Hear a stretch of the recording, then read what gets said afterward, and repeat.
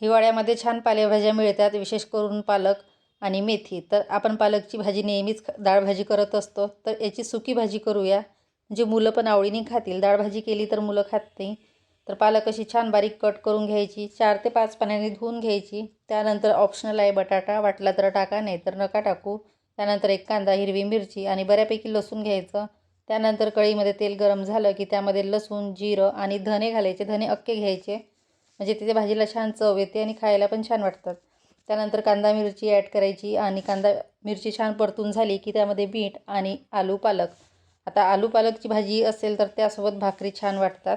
तर ही भाजी अगदी 5 मिनिटामध्ये होते. आपली भाजी होत आहे तोपर्यंत लगेच इथे भाकरी करून घ्यायच्या आणि गरम गरम भाकरी. आणि इकडे बघा आलू पालकची भाजी अगदी तयार आहे. आता याला तडका द्यायचा आहे. त्यामध्ये लसूण घेतलेला आहे, लसूण जास्त घालायचं आणि लाल मिरची, याचा तडका द्यायचा आणि अगदी अशी खमंग आलू पालकची भाजी आणि भाकरी. चला मग, बाय बाय.